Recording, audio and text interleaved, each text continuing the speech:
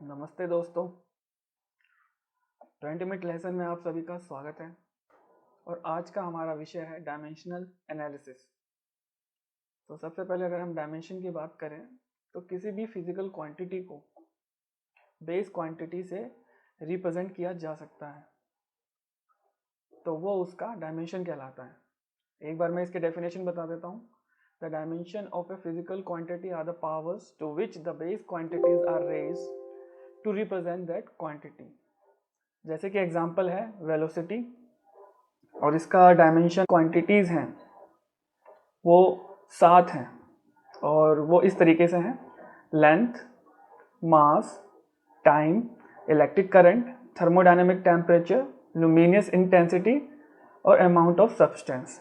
Length का dimension जो है हम वो L से रिप्रेजेंट करते हैं, मास का M से, टाइम का T से, इलेक्ट्रिक करंट का एम्पियर होता है तो उसे हम A से रिप्रेजेंट करते हैं, थर्मोडायनेमिक टेम्परेचर का केल्विन होता है तो K से, लुमिनियस इंटेंसिटी का है कैंडेला वो CD से, and amount of substance in mole so MOL।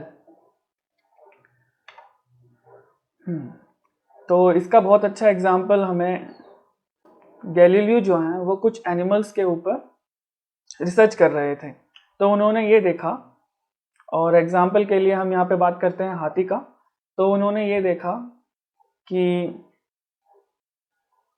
जो एनिमल हैं उनका वेट उनके मास के हिसाब से बढ़ता है, मतलब ज़्यादा उनका मास होगा उस हिसाब से उनका वॉल्यूम ज़्यादा होगा, या वाइस वर्सा, अगर ज़्यादा वॉल्यूम होगा तो उनका वेट ज़्यादा होगा।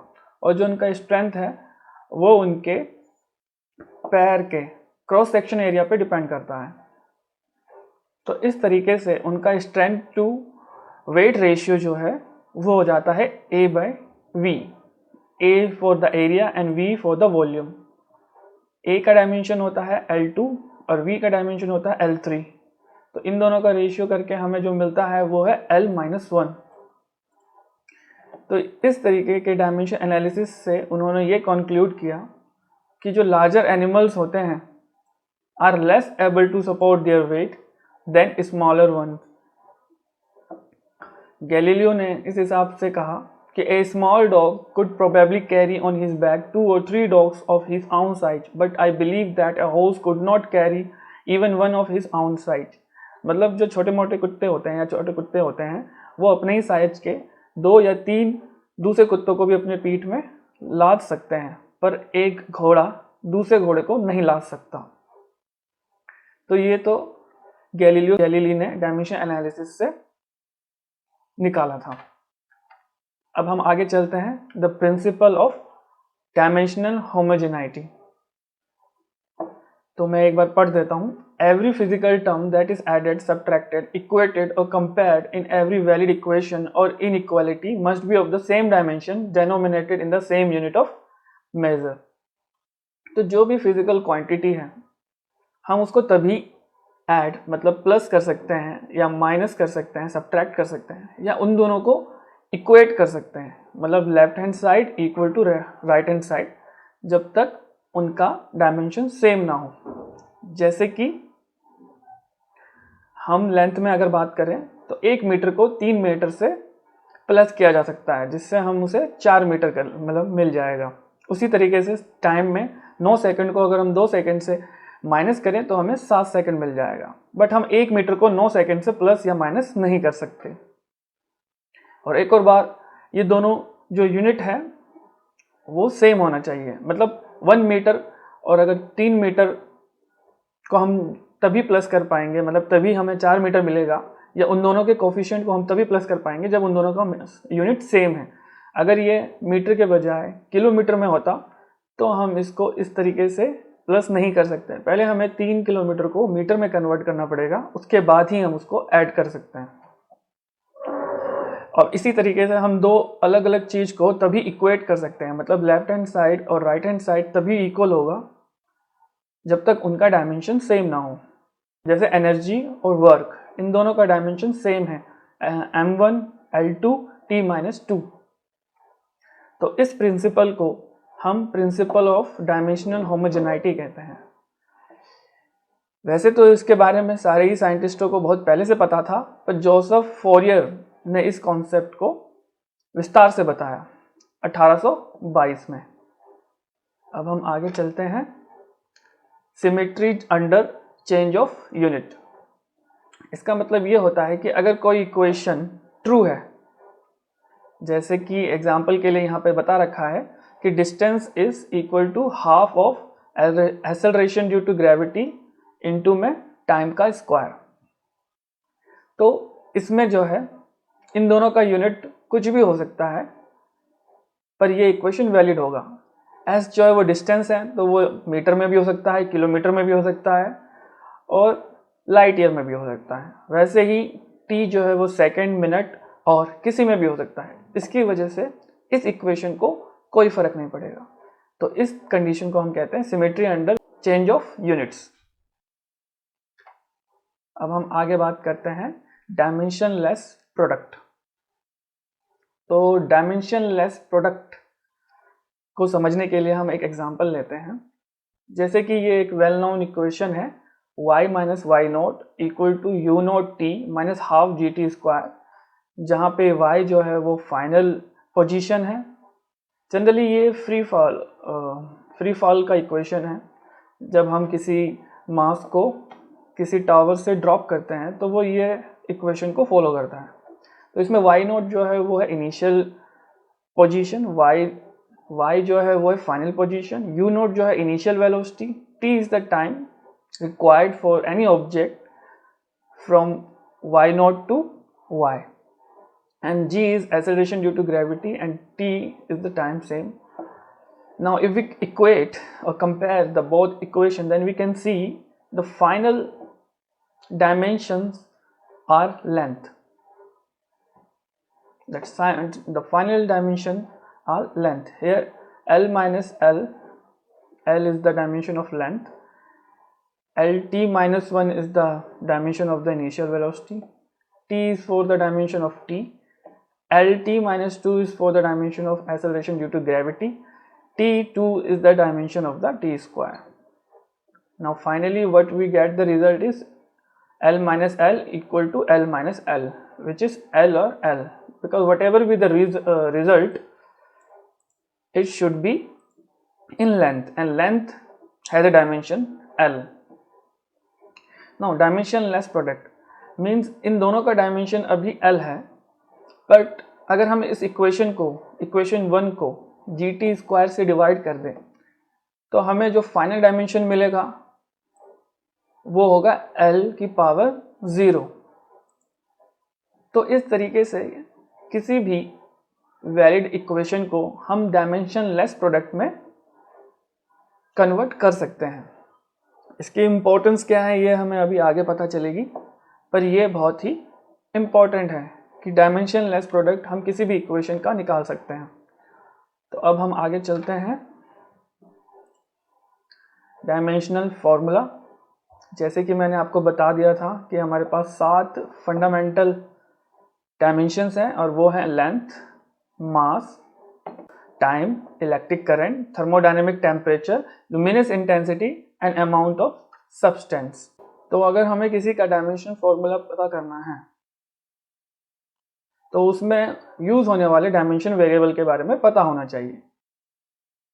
मतलब कोई भी एक्स वाई जेड अगर हमारा फिजिकल क्वांटिटी है तो वो कौन से बेस क्वांटिटी से मिलकर बना है, जब हमें इसके बारे में पता चलेगा तो हम उसका डायमेंशन फॉर्मूला लिख सकते हैं। हम जो है स्क्वायर ब्रैकेट का इस्तेमाल करते हैं डायमेंशन फॉर्मूला को बताने के लिए। जैसे ब्रैकेट एक्स जो है वो कोई भी फिजिकल पैरामीटर हो सकता है, और ब्रैकेट एक्स का मतलब हम उसके डायमेंशन के बारे में बात कर रहे हैं। तो bracket of M equal to M, यहाँ स्मॉल एम जो है वो मास है और कैपिटल एम जो है वो उसका डायमेंशन है। इसी तरीके से स्मॉल जी है gravity, acceleration due to gravity, और Lt-2 जो है उसका डायमेंशन रिप्रेजेंटेशन है। ज़्यादातर जो डायमेंशनल फॉर्मूलाज हैं वो उसके लिए हमें मास, लेंथ और टी का ही इस्तेमाल करते हैं। ज़्यादातर मतलब मैकेनिकल फार्मूलाज हैं। अगर हम सर्किट में बात करेंगे तो वहाँ पे इलेक्ट्रिक करंट की बात आ जाएगी, जो हम एम्पियर यूज़ कर सकते हैं। ऐसे अगर हम ल्यूमिनिसिटी की बात करते हैं तो वहाँ पे कैंडला आ जाएगा। तो ये हमारे अलग अलग प्रॉब्लम पे डिपेंड करता है कि हम कौन से फिजिकल पैरामीटर के साथ डील करते हैं। अगर हम मैकेनिकल करते हैं तो ज़्यादातर हम मास, लेंथ और टाइम इसी से डील करेंगे। अब अगर हमारा कोई भी फिजिकल पैरामीटर है, उसमें एक से ज़्यादा वेरिएबल हैं, डायमेंशनल वेरिएबल्स हैं, तो उसका हम जो है इंडिविजुअल डायमेंशनल फॉर्मूला से निकाल सकते हैं। जैसे कि m into a is the dimension for the force, so we should multiply the dimension of m with the acceleration of a and we will get the dimension of force. कोई भी physical quantity जो constant है, उसके लिए कोई भी physical quantity जो dimension less है, उसके लिए हम डायमेंशन 1 इस्तेमाल करते हैं। जैसे कि पाई वेल फिजिकल कांस्टेंट है और इसका डायमेंशन 1 होता है। ये एक डायमेंशन लेस क्वांटिटी है, तो कोई भी डायमेंशन लेस क्वांटिटी के लिए हम डायमेंशन 1 का इस्तेमाल करते हैं। तो डायमेंशन फॉर्मूला का इस्तेमाल और डायमेंशन एनालिसिस का इस्तेमाल किस लिए किया जाता है? डायमेंशन एनालिसिस का इस्तेमाल ये करने के लिए किया जाता है कि कोई भी इक्वेशन अगर हम प्रपोज कर रहे हैं तो वो तभी वैलिड होगा जब तक उसका left hand side and right hand side dimensionally equal ना हो जाए, अदरवाइज वो इनवैलिड इक्वेशन होगा। अब हम आगे बढ़ते हैं। इसी चीज को अब हम आगे पढ़ते हैं रिले एल्गोरिथम में, कि उन्होंने डायमेंशन फॉर्मूला का डायमेंशन एनालिसिस से बहुत सारे इक्वेशन को प्रपोज किया। जॉन विलियम स्ट्रुट, जो कि रिले का असली नाम था, इनको लॉर्ड रिले के नाम से भी जाना जाता है, उन्होंने बहुत सारे प्रॉब्लम्स को डायमेंशनल एनालिसिस से सॉल्व किया अपने एक लंबे फिजिसिस्ट कैरियर में। जैसे कि ही dimensionally analyse the strength of bridge, the velocity of wave on the surface of water, the vibration of tuning fork and drop of falling water, the color of the sky, the decay of the charge on an electric circuit, the determinant of viscosity, the flow of heat from a hot object immersed in a cool stream of water. तो ये कुछ example है जिसमें उन्होंने dimension analysis का इस्तेमाल करके वो फाइनल रिजल्ट तक पहुंचे। अब रिले एल्गोरिथम, हम किसी भी इक्वेशन को डायमेंशनल लेस इक्वेशन में कर सकते हैं, तो उसका इस्तेमाल रिले एल्गोरिथम में किया जाता है किसी भी इक्वेशन को फाउंड आउट करने के लिए। मान लीजिए हम किसी एक पर्टिकुलर मॉडल के साथ डील कर रहे हैं जिसमें अलग अलग फिजिकल पैरामीटर्स इंक्लूड हैं, तो हम उस पैरामीटर की पावर कितना ज़्यादा इस्तेमाल हो रहा है, ये हम डायमेंशनल लेस प्रोडक्ट से जान सकते हैं। जैसे कि यहाँ हम एक एग्जांपल से समझेंगे और हम समझेंगे कि फिर डायमेंशन लेस प्रोडक्ट की अहमियत क्या है और रिले एल्गोरिथम कैसे अप्लाई किया जाता है to approach a concrete result by applying this method. Imagine कीजिए कि कोई मार्बल को हिंदी में कंचा भी कहा जाता है कि, तो इस हिसाब से इमेजिन कीजिए कि कोई स्मॉल मार्बल जिसका मास m है, वो r रेडियस पे घूम रहा है। किस पे? Interior surface of an inverted कोन जिसका एंगल थीटा है। जैसे कि आप देख सकते हैं, ये एक मार्बल है जिसका रेडियस r है और ये थीटा कोन जो इन्वर्टेड कोन है उस पे एक सर्कल पे घूम रहा है। तो हमें ये जानना है कि एक सर्कल में ये कितना, एक सर्कल पूरा करने में इसे कितना टाइम लगेगा। अब यहाँ पे जो पैरामीटर्स हैं जो हम यहाँ पे ले रहे हैं वो है mass of the marble, radius of the circle, theta angle of the cone and gravity due to acceleration. और delta T means two, and we are interested, और हमें जो है टाइम पीरियड निकालने पे इंटरेस्टेड है कि उसको कितना टाइम लगेगा। तो हम मान लेते हैं कि ये सारे जो अलग अलग पैरामीटर हैं, मतलब delta T, mass m, r, theta and g, ये एक दूसरे से रिलेटेड है और हमारा जो फाइनल इक्वेशन है वो इन्हीं सब पे डिपेंड करता है। तो इसके लिए रिले मेथड का हम इस्तेमाल करेंगे कि रिले ने क्या कहा था। अगर हमें अलग अलग फिजिकल पैरामीटर्स पता हैं और हम उन दोनों के बीच में रिलेशन निकालना चाहते हैं तो वो डायमेंशनली ट्रू होना चाहिए। तो इसमें हम जैसे मानते हैं कि डेल्टा टी की पावर अल्फा है, एम की पावर बीटा, आर की पावर गामा, जी की पावर डेल एंड थीटा की पावर एप्सिलॉन। जैसे कि मैंने आपको पहले भी बताया था कि हम किसी भी इक्वेशन को डायमेंशनलेस प्रोडक्ट में कन्वर्ट कर सकते हैं। ये जो इक्वेशन जिससे हम डील कर रहे हैं वो एक डायमेंशनलेस इक्वेशन है, डायमेंशनलेस प्रोडक्ट है। तो हम डायमेंशनलेस अगर प्रोडक्ट लेते हैं और जो यहाँ पे बेसिक क्वांटिटीज यूज हो रही हैं वो है T, time, mass and L. तो जो फाइनल हमें जो भी मिलेगा उन सब की पावर 0 होगी। तो इस तरीके से T alpha, M beta, L gamma, L del mean delta T का डायमेंशन है टी, एम का डायमेंशन है कैपिटल एम, आर का डायमेंशन है कैपिटल एल, जी का डायमेंशन है एल टी माइनस 2। और अगर हम इसके जो पावर हैं alpha, beta, gamma, del, delta, इसको यहाँ पे पुट करते हैं। हाँ, एक बात मैं बताना भूल गया, जो थीटा है वो डायमेंशनलेस क्वांटिटी होता है। डायमेंशनलेस क्योंकि ये रेडियन है और रेडियन का कोई डायमेंशन नहीं होता। तो इस तरीके से अगर हम थीटा को अभी रहने दें और बाकी के 4 फैक्टर पर ही बात करें तो हम इन चारों के प्रोडक्ट को डायमेंशनलेस प्रोडक्ट्स निकाल सकते हैं। इस तरीके से जो हमारा फाइनल इक्वेशन आएगा वो होगा कैपिटल टी की power alpha minus 2 del, capital M की पावर बीटा और कैपिटल एल की पावर गामा प्लस डेल। इन सब को जब हम 0 से इक्वेट करेंगे तो हमारे पास जो इक्वेशन है वो इस तरीके से आएगा, alpha minus 2 del equal to 0, beta equal to 0, gamma plus del equal to 0। और इस तरीके से सॉल्व करने पे हमें जो मिलेगा वो मिलेगा del equal to alpha by 2, beta equal to 0 और gamma is minus alpha by 2। अगर हम जब इन सब की वैल्यू डायमेंशनलेस प्रोडक्ट पे जब हम पुट करते हैं तो हमें मिलता है कि डेल्टा टी स्मॉल एम की पावर 0, आर रेडियस की पावर माइनस हाफ और जी एक्सेलरेशन ड्यू टू ग्रेविटी की पावर हाफ। और इन टोटल का जो ब्रैकेट लेंगे या टोटल जो प्रोडक्ट होगा उन सब की पावर अल्फा। इस तरीके से अल्फा की किसी भी वैल्यू के लिए हमारा जो प्रोडक्ट होगा delta T M R g का वो डायमेंशनलेस प्रोडक्ट होगा। जैसे कि मैंने पहले भी बताया था कि हमारे पास 2 डायमेंशनलेस प्रोडक्ट हैं यहाँ पे। पहला तो delta T M R g और दूसरा थीटा, क्योंकि थीटा जो है डायमेंशनलेस क्वांटिटी होती है। तो इस तरीके से जो हमारा डेल्टा टी आर जी, क्योंकि मास की पावर 0 है तो हम उसे हटा सकते हैं, ये फंक्शन होगा एफ थीटा का। ये फंक्शन एफ थीटा का कैसे होगा ये अभी आपको आगे पता चलेगा। तो फाइनल जो हमारा रिलेशन है वो है delta T equal to under of R over g dot f theta. F theta is a dimensionless function of product of theta.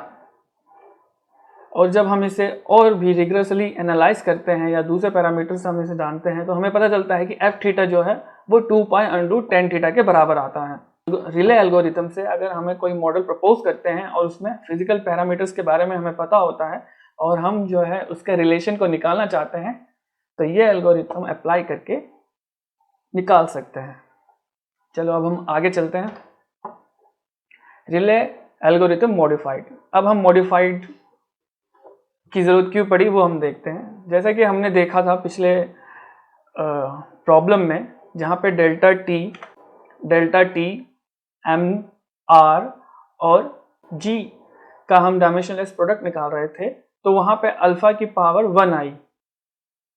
तो जनरली ये देखा गया है कि अगर हम अल्फा की पावर 1 रखते बजाय अल्फा के, अगर हम वहाँ पे 1 रखते तो भी हमें 3 पैरामीटर की निकालने की जरूरत पड़ती, वो है बीटा, गामा और डेल्टा। तो इस तरीके से हम अल्फा हर प्रॉब्लम में 1 रख सकते हैं और खाली जो दूसरे पैरामीटर्स के पावर्स हैं उसको सॉल्व करके भी हम राइट आंसर निकाल सकते हैं।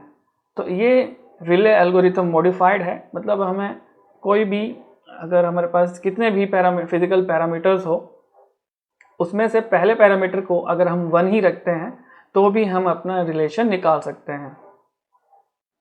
तो आप देख सकते हैं कि जैसे अगर हम delta T M beta R gamma g del निकालेंगे तो भी हमें जो है वैल्यू बीटा की 0, गामा की -12 और डेल की हाफ वैल्यू मिल जाएगी, जो हमें वही रिलेशन देगी जो हमने अभी पिछले एग्जाम्पल पे निकाला था। तो इस तरीके से किसी भी एक फैक्टर का पावर 1 रखना हमारे प्रॉब्लम को सॉल्व करने में आसान कर देता है, और हम हर तरह के प्रॉब्लम में इसको इस्तेमाल कर सकते हैं। चलो अब हम बात करते हैं द बकिंघम पाई थ्योरम की। 1914 में एडगर बकिंघम जी आए, उन्होंने ये थ्योरी प्रपोज की थी। इसे हम खाली पाई थ्योरम भी कहते हैं। इसका मेनली 2 पार्ट्स हैं। पहला पार्ट ये कहता है कि if an equation is dimensionally homogeneous it can be reduced to a relationship em a complete set of independent dimensionless product. इसका मतलब ये है कि अगर कोई भी इक्वेशन डायमेंशनली होमोजीनियस है, जैसे कि हमें पता है कि कोई भी इक्वेशन है वो डायमेंशनली होमोजीनियस होता ही है, नहीं तो वो इक्वेशन सेटिस्फाई नहीं कर पाएगा। तो उसमें जितने भी डायमेंशनलेस प्रोडक्ट हमें मिलते हैं वो सब एक दूसरे से जुड़े हुए होते हैं। कैसे जुड़े हुए होते हैं ये अभी आगे हम बात करेंगे। और दूसरी बात जो उन्होंने कही थी बकिंघम ने, वो ये थी कि the number of complete and independent dimensionless product NP is equal to the number of dimensional variable and constant NV that describe the state or process minus the minimum number of dimensions ND needed to express their dimensional formula। तो दूसरी जो उन्होंने महत्वपूर्ण बात कही वो ये कि जो नंबर ऑफ डायमेंशनलेस प्रोडक्ट मिलेंगे हमें किसी भी मॉडल को सॉल्व करने में, वो होता है कि उसमें कितने डायमेंशनल वेरिएबल जो है वो इस्तेमाल हो रहे हैं। मतलब नंबर ऑफ NV कितने हैं, डायमेंशन वेरिएबल्स कितने हैं। जैसे कि हमने पहले में बात की थी, तो उसमें नंबर ऑफ वेरिएबल्स जो डायमेंशनल वेरिएबल्स थे वो थे T, G, M, R, theta. और कितने डायमेंशन की हमें ज़रूरत पड़ी उन सबको रिप्रेजेंट करने के लिए। तो हमने देखा कि उन तीनों को रिप्रेजेंट करने के लिए हमें सिर्फ 3 डायमेंशन की ज़रूरत पड़ी, और वो थे मास M, length L and time T। तो इसलिए हमें जो नंबर ऑफ डायमेंशनलेस प्रोडक्ट पिछले बारे में मिले वो कितने मिले, 5 - 3 = 2। तो हमने देखा कि हमें जो पिछले एग्जाम्पल में 2 डायमेंशनलेस प्रोडक्ट मिले थे, एक तो डेल्टा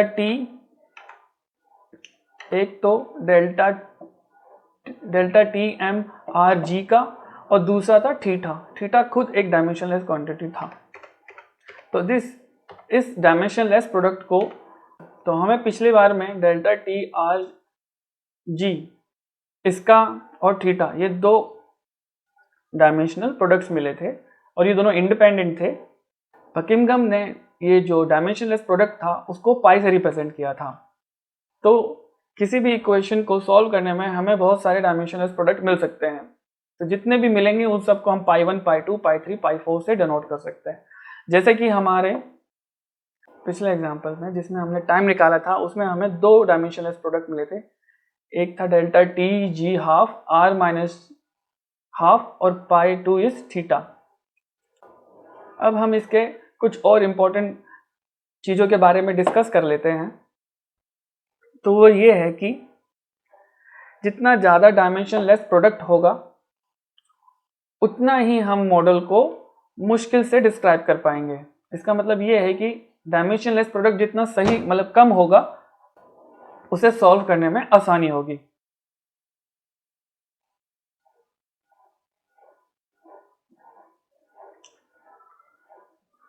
अब जैसे कि मैंने बताया था आपको कि जब हमने मार्बल के प्रॉब्लम में मार्बल का टाइम निकाला था तो हमें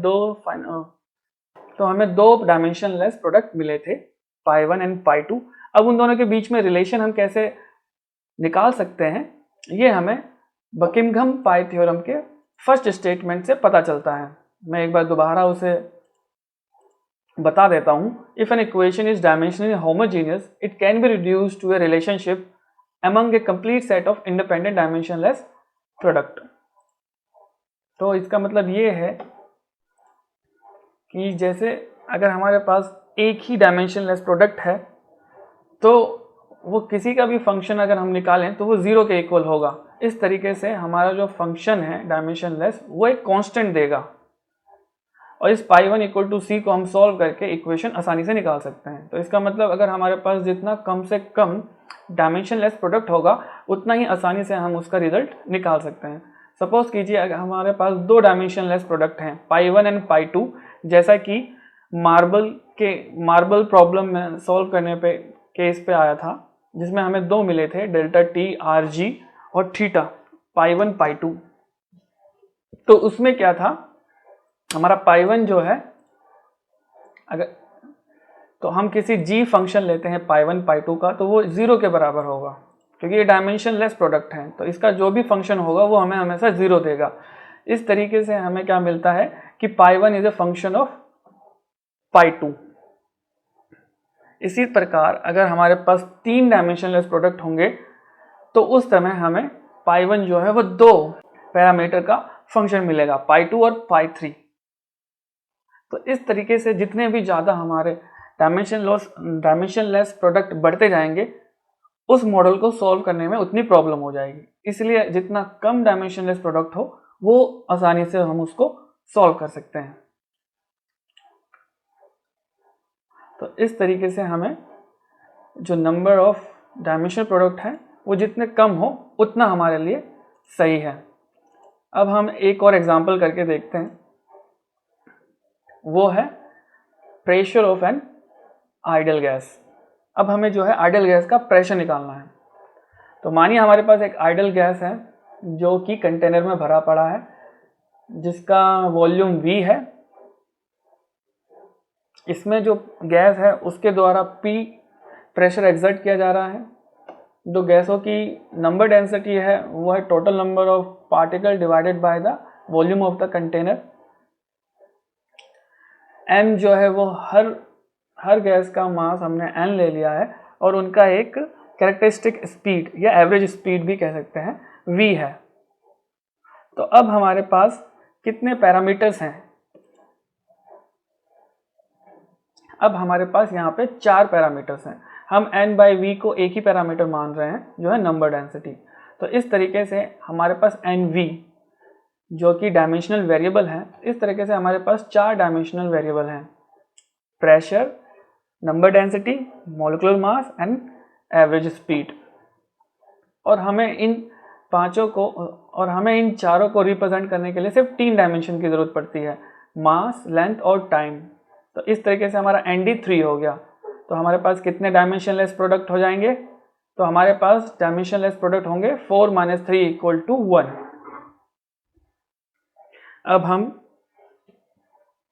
इसमें 4 = 1, तो अब हम इसमें रिले एल्गोरिथम से इसको सॉल्व करने की कोशिश करेंगे। तो हमारे जो पैरामीटर हैं P = 1, मॉडिफाई रिले एल्गोरिथम में हम एक पैरामीटर को 1 रख सकते हैं।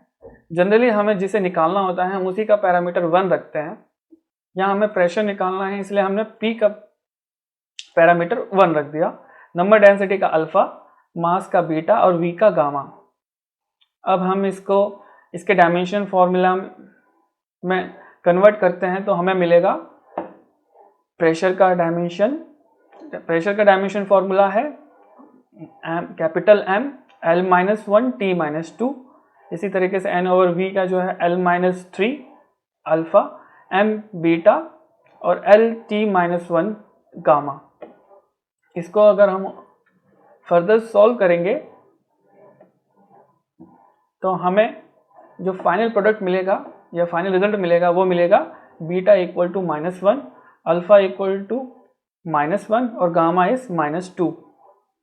जब हम इन सब की वैल्यू इसमें पुट करेंगे तो हमें फाइनल जो रिजल्ट मिलता है वो आप देखेंगे कि हमें फाइनल रिजल्ट मिलेगा P n - v की पावर -1, m की पावर -1, v की पावर -2 = C। ये कांस्टेंट के बराबर क्यों हुआ, क्योंकि हमारे पास एक ही डायमेंशनलेस प्रोडक्ट था। हमें पता है कि जब एक ही डायमेंशनलेस प्रोडक्ट होता है तो वो कांस्टेंट के बराबर होता है, जैसे कि बकिंघम पाई थ्योरम के फर्स्ट स्टेटमेंट से पता चलता है। तो इस हिसाब से हमें जो फाइनल रिजल्ट मिलता है वो होगा PV = C.N mv², जो लगभग बॉयल्स लॉ के तरह दिखता है, बट यहाँ पे हम मास और वेलोसिटी है, जबकि बॉयल्स लॉ में हम कांस्टेंट टेम्परेचर की बात करते हैं। तो इस हिसाब से जो मास इंटू वेलोसिटी स्क्वायर, जैसे आपको पता है कि half mass into velocity square जो है वो काइनेटिक एनर्जी देता है, तो इस तरीके से जो एनर्जी है वो उसके टेम्परेचर के बराबर होती है। Means energy is half kBT, energy is half kBT। तो ये तभी हो पाता है जब हमारा गैस जो है वो आइडल गैस हो, तभी हमें 1:1 रिलेशन मिलता है टेम्परेचर और मास इंटू वेलोसिटी स्क्वायर के बीच। और उस केस में हमारा प्रेशर जो है वो वॉल्यूम के इन्वर्सली प्रोपोर्शनल होता है और कांस्टेंट टेम्परेचर। तो इस तरीके से हम प्रेशर, वॉल्यूम, मास, वेलोसिटी और नंबर, इन सब के बीच में रिलेशन निकाल सकते हैं। और हमने ये कैसे निकाला? ये हमने डायमेंशनल एनालिसिस से निकाला। तो इस तरीके से डायमेंशन एनालिसिस किसी भी अननोन प्रॉब्लम को सॉल्व करने में कारगर साबित हो सकता है। यहाँ इस वाले प्रॉब्लम में हम n और v को अलग अलग ले सकते थे, बट उससे हमारा डायमेंशनल वेरिएबल बढ़ जाता, वो 5 हो जाता, और उस तरह हमें 2 डायमेंशनल लेस प्रोडक्ट मिलते। और हमें पता है कि वो डायमेंशनल लेस प्रोडक्ट जितना कम होगा उतना हमारे लिए आसान होगा मॉडल को सॉल्व करने के लिए। तो आशा करता हूँ कि आप सबको ये मेरा वीडियो अच्छा लगा होगा। और अगर आपको डायमेंशन एनालिसिस के बारे में और भी कुछ जानना है तो आप a students guide to dimensional analysis by Don S Lemons refer कर सकते हैं। और श्योर अगर आप इसे रेफ़र करेंगे तो आपको और भी बहुत कुछ जानने को मिलेगा। आज के लिए इतना ही, नई वीडियो के साथ फिर हाजिर होंगे। धन्यवाद।